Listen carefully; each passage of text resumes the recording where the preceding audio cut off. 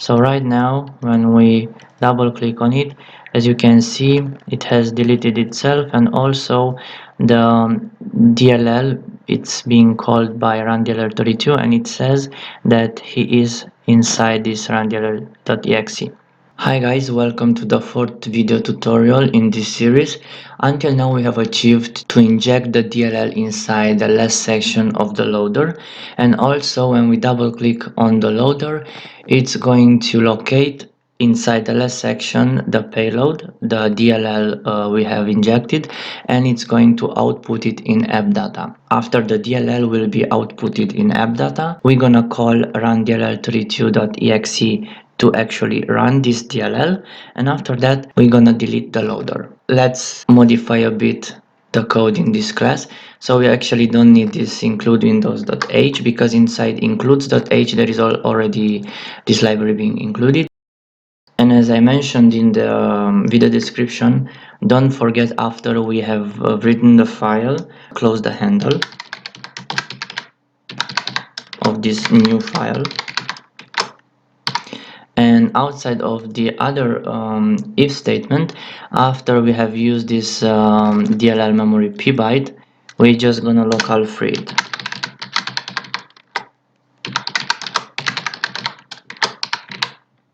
Alright, so right now we still gonna stay inside this if statement, and we're gonna do the following. We will run dll32.exe, and we will execute the DLL that's going to be outputted in AppData. I know I've said we're gonna use create process internal W, but we're just gonna use create process W. The only difference is that create process W is actually calling create process internal W. So the second function is at a lower level in user mode, as you can see in this picture. Also, there are create process internal v secure and create process as user secure. These are like a dummy API calls that Microsoft uses. So a better solution would be hooking nt create process x, which is inside ntdll.dll. This is at the lowest possible level in user mode. So we're gonna use the previous code that actually access the AppData environment. So we're gonna create a vchar winpath, let's say, of maxpath. Then if I think we can just grab this if statement. So here we need the win directory, and of the winpath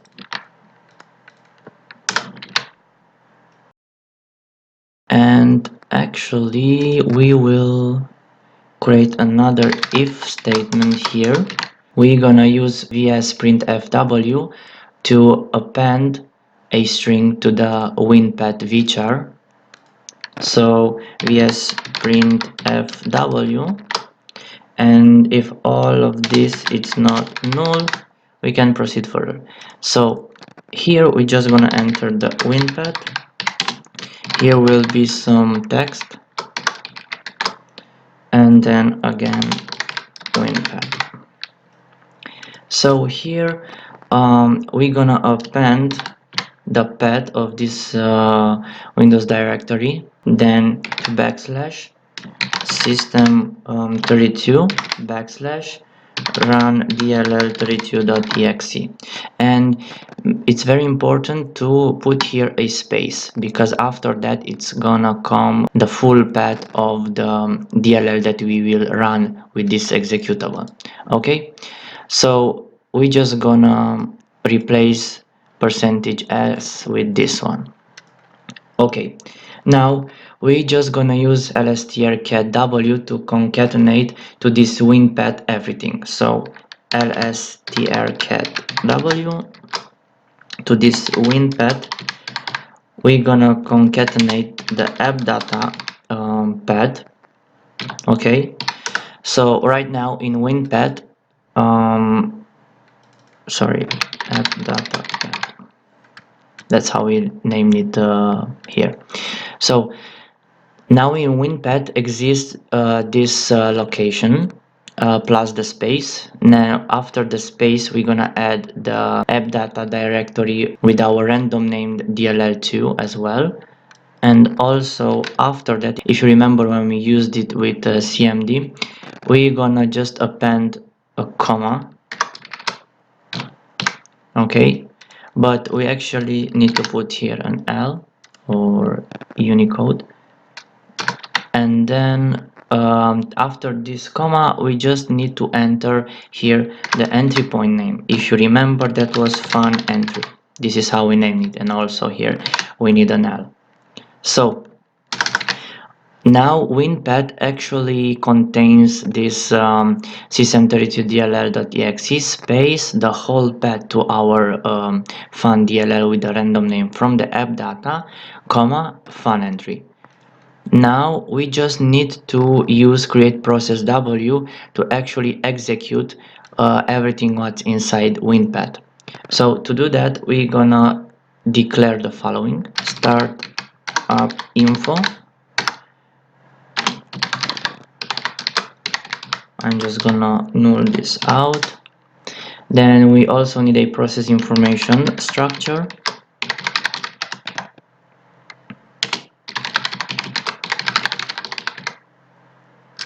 I'm gonna null this out. And we need to actually add to this startup info this CB is going to be equal with size of the startup infrastructure itself. Okay, and now we're gonna create process W with the following parameters. Here will be null. Here actually the command line, as you can see, this is the WinPath. Then null, null, false, and here we're gonna use the following flags. So normal, priority, class, and also we don't want to see this command line window be visible, so we're gonna use create no window. And then here also is null, null, and now we're gonna just difference inside this startup, inside these two structures, the values. So here is startup info, and difference here will be the process information structure. Okay, so this is how it looks like. I'm just gonna store this inside a bool value.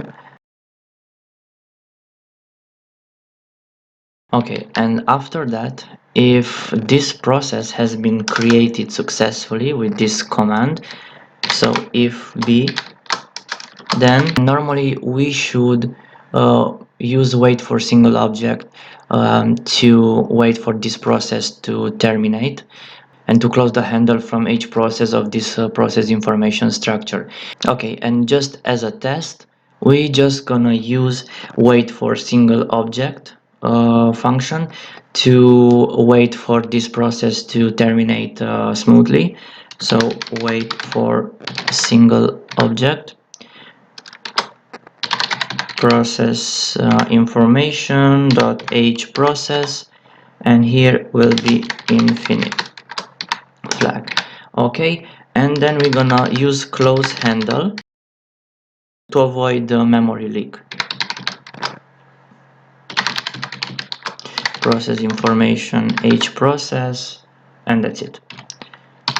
Okay, just let me show you what's going to happen now. So I'm gonna go and rebuild the DLL, and we're also going to rebuild the loader.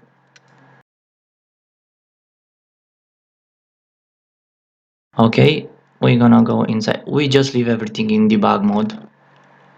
So we go in debug. Here is the loader, doesn't have any section inside.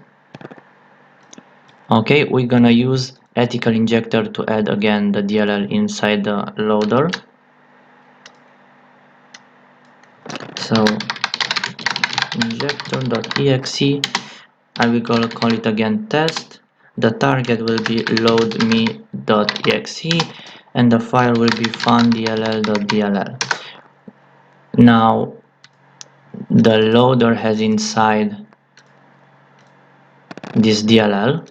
Okay, so I'm gonna get the loader, and I am going to create here a folder on the desktop, and I'm gonna put inside the loader. As I told you, the loader has now inside the DLL. I'm gonna open the app data folder. As you can see, the app data is empty, doesn't have any DLL. When we double click on this loader, it actually locates the DLL inside and is going to output it in app data, and also the loader will call run DLL32 to run the DLL from the app data. So watch this. We double clicked on it and it says hello from funDLL, and we leave this open because I can show you that we can close this load me. Actually, it doesn't close this because it waits for this process to finish. So if I click now OK, and I click try again to delete this file, it's going to be deleted, and I'm gonna tell you why. So this is a success, but we're not gonna do this. So the reason it waits for the process to finish is because of these two lines. So that's why we don't need them. Okay, because after we have successfully set to run DLL32 to run our DLL, we actually need to create a persistence. We will create a registry key. Go into registry editor. Inside current user, software, Microsoft, Windows, current version, and run. Okay, so in this path, here we're gonna create a key with the run DLL instruction command for our DLL to be able to start at Windows Startup. Okay, so I'm gonna close this registry editor for now, and we will use reg open key xa, reg set value ex, and reg close key. We're not gonna use any lower level user mode APIs like ZV open key. Maybe later we're gonna change it. For these APIs to work, just add in the load me in linker input, just add advapi 32.lib. Okay, after that declare here an h key called a reg key. Then also we're gonna store the reg open key exa inside a long value.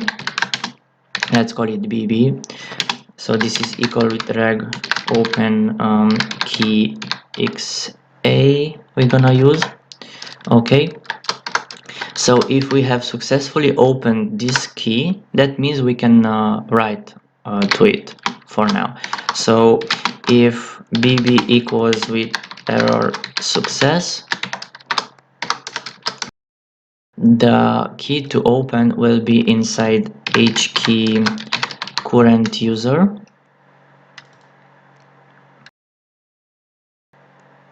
Okay, here will be the path, then here it's 0 key write, and we're gonna difference this reg key. Okay, so the actual path will be the path that I showed you in registry, the one from down. Okay, so with double backslash software Microsoft Windows current version and run. Okay, just let me change here into Microsoft. Make sure this string is correct. So we will rebuild the loader. Now we're gonna add the DLL inside the loader.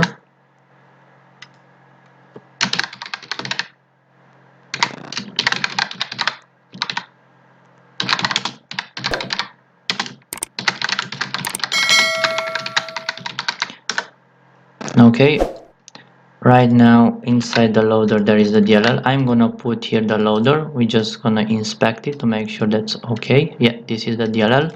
So when we double click on it, it's going to output the DLL here. It's gonna run it via run DLL32. I'm just gonna click OK. It closed now, run DLL32.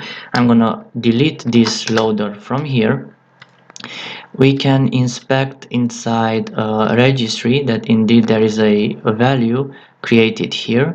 As you can see, ethical word, and here is the actual value that has been set. So it's actually the whole path of run.dll32.exe, then space, then our path to the DLL, then comma, and then the entry point. So now we keep this here. I'm gonna restart the computer.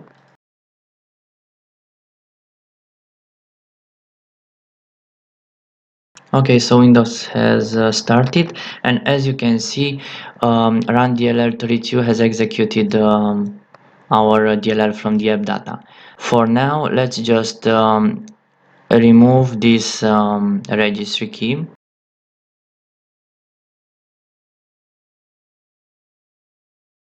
After we have successfully called run DLL32 to run our DLL from the app data, and we also created a persistence mechanism so our run DLL can start with the Windows, we still have one last thing to do.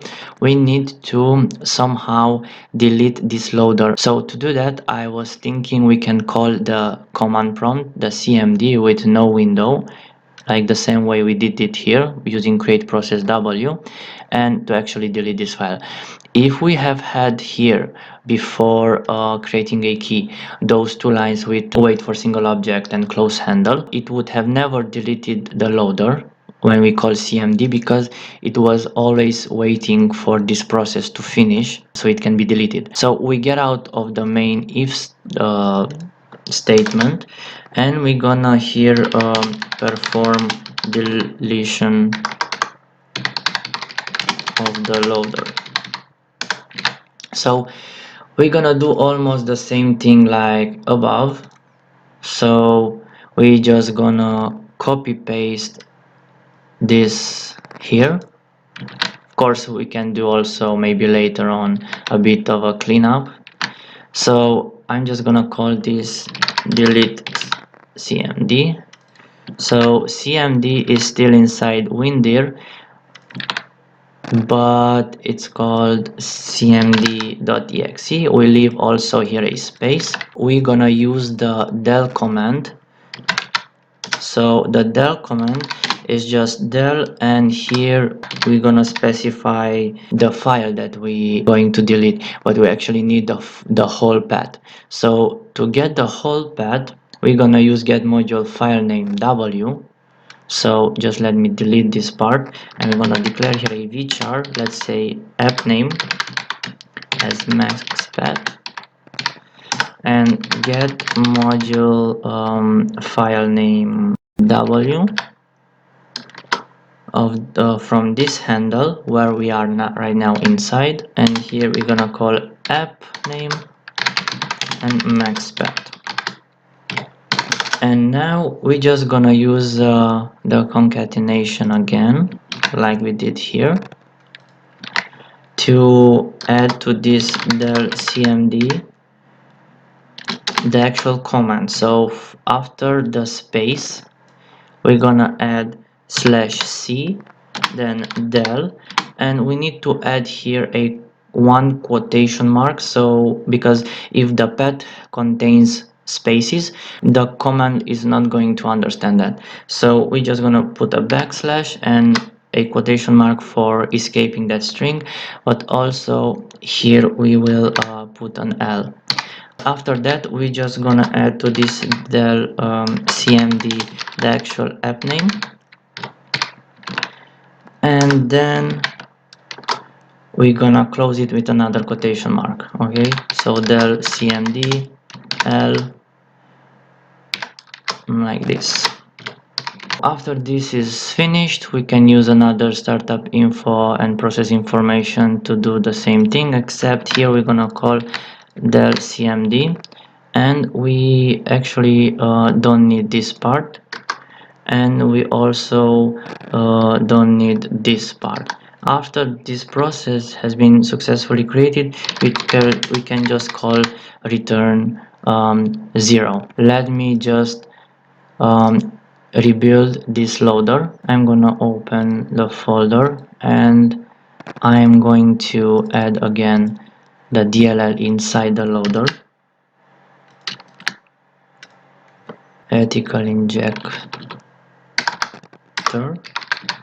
test load me funny. Okay, so we're gonna move this loader inside this folder from the desktop. We're gonna open app data. We're gonna remove the old DLL from here. So watch this. After I execute the loader has inside this last section the DLL. After we execute it, it's gonna output the DLL inside app data.